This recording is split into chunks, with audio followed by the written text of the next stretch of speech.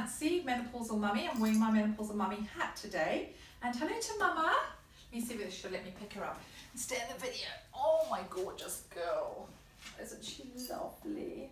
Oh, so lucky to have her. She's such great company. She's like, put me down now. Enough.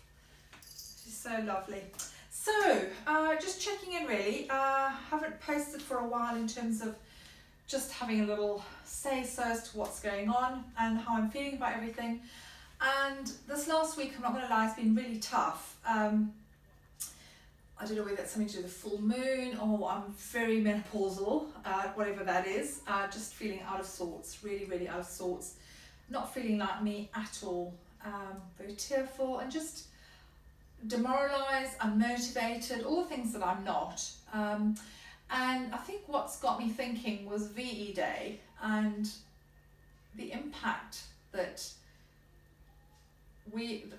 what we think we're going through now compared to what people were going through then. And I know it's all relative, but we are in this 6-7 weeks, whatever, in this unprecedented situation. And putting things in perspective, thinking about the war, it was 6 years. Our young men lied about their ages because they wanted to go to the front line to do their bit. Phenomenal bravery or foolhardiness, whatever you want to call it, they did it because they really cared about their country. And people went to war and they never came back. Food rationing, houses being bombed, buildings being bombed. In our lifetime, we cannot possibly comprehend the enormity of that. We just can't. It's too big. I mean, it just blows my tiny little mind. But what we're doing, what we're living through now is different, but it's actually not that bad in comparison, because, you know, I think about people who are moaning about things, and I've been guilty of it myself. Snowflake generation, oh, Wi-Fi is not fast enough, I can't get a McDonald's, or I can't get a Costa coffee, all this stuff, it's just superficial. It's not that important. I'm looking at my roots, which, you know, if you can see, are absolutely horrendous. And I've actually kind of got to the point I think, I don't actually care. And it's not that I don't care what I look like, I just actually don't care. It's not important. And as I say, just thinking about things, taking a step back and thinking actually how lucky we are.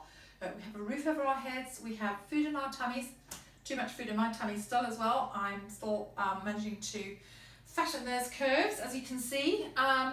But just taking time to reflect, I think actually we are really, really fortunate, and I miss physical affection and contact, and there's no, FaceTiming people is fine, but it's just not the same. So I suppose what I wanted to say was, it's tough, it's okay, and for me it's a lesson to, I've been at my own pity party the last week, as I say, I literally haven't wanted to do much at all, and I need to kind of grow up, put my big girl pants on and just get on with it, because I think we're here for a while still, and it's tough, but we're watching box sets and going for walks every day. It's not that tough really. Psychologically it's hard and we're missing routine, but you know, again, we're lucky. I mean, I've got my lovely pussycat here. She might actually let me pick her up again, or she might not. Hello Mama, say hello. Oh, she's so gorgeous, she's so lovely. And what else I wanted to talk about, what I've absolutely loved on, I think she wants to go out and let her out. Go outside. Talk about what I saw on telly this week, which is absolutely extraordinary television. I've never seen anything like it. And that's Normal People, based on the book by Sally Rooney. The best TV adaptation of anything I've ever seen. Just beautiful. A love story of two teenagers who meet at school, and they weren't there when they do, it's all, you know, hot. It's kind of like it's not modern day Romeo and Juliet, it's just modern love. It's a love story, and the heartache, that physical pain that you feel when someone breaks up with you and your heart is literally breaking in a million pieces, and that amazing euphoria and that uplifting that you feel when you get back together again, and the highs and the lows, and the way it was filmed. They had was extraordinary. A lot of nudity. You do not want to watch this with your teenage kids. You will absolutely die of mortification. It's just, there's a lot of sex, but somehow it's not sexy. It's just beautifully done, and the chemistry between the two leads is palpable. I've never seen anything like it. I mean, how they're not a couple in real life, I do not know. So this is Daisy Edgar-Jones and Paul Mescal, and they're going to be huge stars.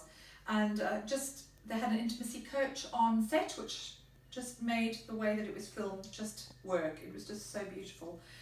So extraordinary viewing to be caught on BBC Three. I binge watched it, I laughed, I cried, and it resonated with anybody who's ever been in love, and we've all been in love. It will resonate in the most extraordinary, painful and poignant way. That is kind of my pick of the week for television. I've been promoting my podcast, which is still on YouTube, and so you can catch that, what I'm wearing today. I'm wearing all warehouse today actually, and yeah, I just wanted to wear something yellow and bright and cheerful. The sun's come out, I'm having a little barbecue, thank you for subscribing to my channel, my YouTube channel. It's coming along nicely actually, so support is much appreciated. So if you like what you see and you want to get more vlogs, menopausal mummy musings like this, or Style Queen, or my podcast, or whatever it is that you like that I've got to say, just click below, subscribe. It's Nancy Stevens Arts and Style, and so I'm all over social media. So thank you so much for your support, and let's stay strong, let's stay positive. It is tough. This is not World War II, and this is our own modern day war, but we are going to get through it. And so just keep smiling, and I love you guys so much, and thank you for your support. Lots of love. Bye.